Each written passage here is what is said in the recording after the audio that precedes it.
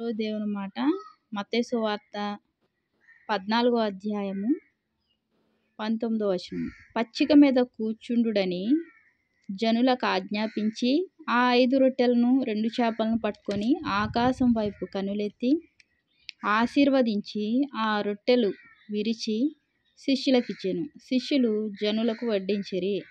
వారందరూ తిని తృప్తి పొందిన తరువాత మిగిలిన ముక్కలు 12 గంపల నిండా ఎత్తిరి. స్త్రీలను పిల్లలను గాక తినిన వారు ఇంచుమించు 5,000 మంది పురుషులు.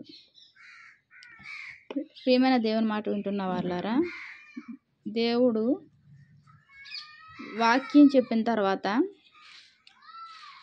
వారు అలసిపోయి నీరసంగా వెళ్ళడం ఏమాత్రం ఇష్టం లేక దేవుడు ఏం చేశాడు, వారిని ఆత్మీయంగా తృప్తిపరిచాడు. అదే రీతిగా శారీరకంగా కూడా తృప్తిపరిచాడు.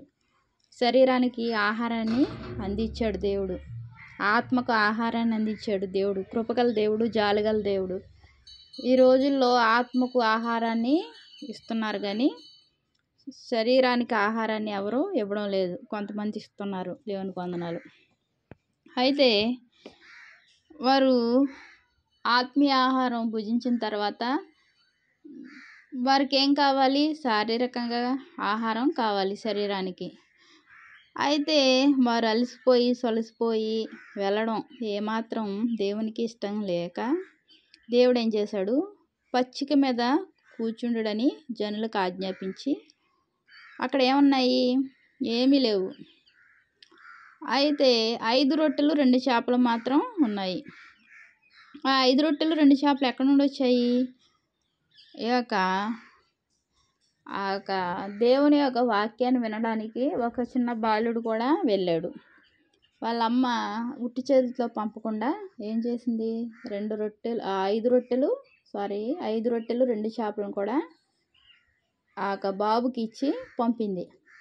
ఆ చిన్న బాలుడు ఏం చేశాడు? ఆ బాలుడు ఆ రొట్టెలను చేపలను ఏమాత్రం తినకుండా ఆ వాక్యం అయిపోయినంత వరకు ఉంచుకున్నాడు. అదే మనమైతే మధ్య మధ్యలో తినేస్తూ ఉంటాము ఆకలేనప్పుడు. ఆ బాబు అలా తినకుండా వాటిని భద్రపరిచాడు. ఆ సమయంలో వేరే చోటుకి వెళ్ళి కొనడం ఇబ్బంది, ఎక్కడ ఏమీ దొరకని స్థలం. అయితే ఏమున్నాయి అన్నప్పుడు ఆ బాలుడు ఏం చేశాడు? 5 రొట్టెలు, ఆ చిన్న బాబు 5 రొట్టెలు 2 చేపలు ఇచ్చాడు. ఇచ్చినప్పుడు శిష్యులు దేవుని దగ్గర తీసుకొచ్చినప్పుడు దేవుడు ఏం చేశాడంటే పచ్చిక మీద కూర్చోబెట్టాడు. జనులకు ఆజ్ఞాపిస్తే శిష్యులు ఏం చేశారు? చక్కగా వడ్డించారు. 5 రొట్టెలు 2 చేపలు దేవుడు ఆశీర్వదించాడు. దేవుడు ఆశీర్వదిస్తే ఏమవుతుంది? లెక్కలేనంత అవుతుంది. మనం లెక్కించజాలము. ఆ లెక్క పెడితే చాలా ఎక్కువగా ఉంటుంది. ఆయన ఆశీర్వాదం అలా ఉంటుంది. అయితే ఆ 5 రొట్టెలు ఆ 2 చేపలు ఆకాశం వైపు కన్నులెత్తి ఆశీర్వదించి ఆ రొట్టెలు విరిచి శిష్యులకు ఇచ్చాడంట దేవుడు.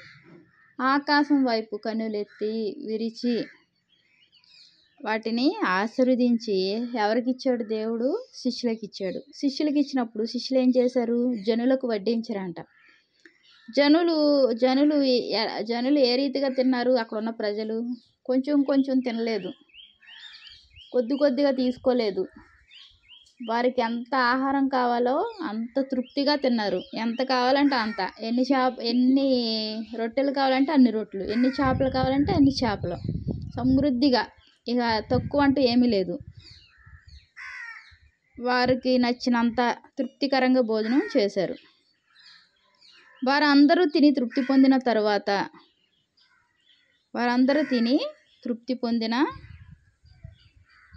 పొందిన తర్వాత మిగిలిన ముక్కలు 20వ వచనం 12 గంపల నిండా ఎత్తిరి. వారు తిన్నారు, తృప్తి పొందారు. ఇంకా చాలా టైట్గా ఉంది అన్నంత వరకు తిన్న తర్వాత ఎన్ని గంపలు ఎత్తారు? 12 గంపలు అది 12 గంపలు కొద్ది కొద్దిగా ఉందా గంపల్లో? గంప నిండా ఉంది. 12 గంపల నిండా. నిండా అంటే ఏంటి? పొర్లి పారేలాగా ఉంది. అన్నీ ఆహారాన్ని ఎత్తడం జరిగింది. అయితే ఎంతమంది పురుషులు తిన్నారు? 5,000 మంది పురుషులు. మరి స్త్రీలు ఎంతమంది, పిల్లలు ఎంతమంది? వారిని లెక్క పెట్టలేదు. ఇంకా ఆ లెక్క చూసుకుంటే ఇక చాలామంది, ఎంతమందో మనం చెప్పలేము. స్త్రీలు, పిల్లలు అంటే తల్లులతో పాటు పిల్లలు కూడా వచ్చారు కదా, అలాగే వారి కుటుంబం కూడా వచ్చే ఉంటుంది. 5,000 మంది పురుషులు అయ్యారు. స్త్రీలను పిల్లలను మాత్రం లెక్క పెట్టలేదు. ఎందుకు స్త్రీలను లెక్క పెట్టలేదు? వారు బలహీనులు. బలమైన వారు పురుషులు. వారు కొద్దిగా ఎక్కువే తింటారు. పిల్లలు కొద్దిగానే తింటారు. కొంతమంది స్త్రీలు గట్టిగానే తింటారు, కొంతమంది తినలేరు. ఏదేమైనప్పటికీ పురుషుల యొక్క జాబితా ఇవ్వబడింది. వారు ఎంతమంది? 5,000 మంది పురుషులు. ప్రియమైన దేవుని మాట వింటున్న వారులారా, ఈ యొక్క 5 రొట్టెలు 2 చేపలు దేవుడు ఆశీర్వదించినప్పుడు, ఆకాశం వైపు కన్నులెత్తి దేవుడు ఆశీర్వదించినప్పుడు ఎంత అయింది? చాలా అయింది. ఎంత అయిందంటే సమృద్ధికరంగా అక్కడున్న ప్రజలందరూ సమృద్ధికరంగా తృప్తిగా భోజనం చేసే విధంగా ఆ కార్యం జరిగింది. గొప్ప కార్యం జరిగింది. ఆశ్చర్యకార్యం దేవుడు చేశాడు. అదే రీతిగా ఆ 5 రొట్టెలు 2 చేపలను దేవుడు ఆశీర్వదించిన దేవుడు, అప్పుడు ఆశీర్వదించిన దేవుడు ఇప్పుడు కూడా ఆశీర్వదించే దేవుడుగా ఉన్నాడు. ఆయన నిన్న నేడు ఒకటే రీతిగా ఉన్నాడు.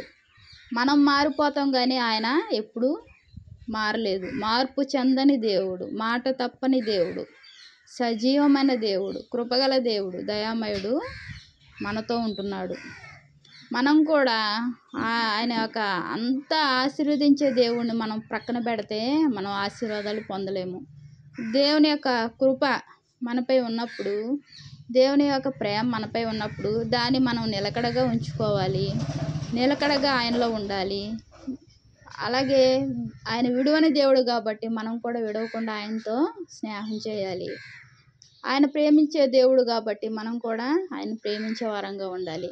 దేవుడు ఆశీర్వదించే దేవుడు. నీ స్థితి కొద్దిగా ఉండవచ్చు. 5 రొట్టెలు 2 చేపలలాగా కొద్దిగా ఉండవచ్చు.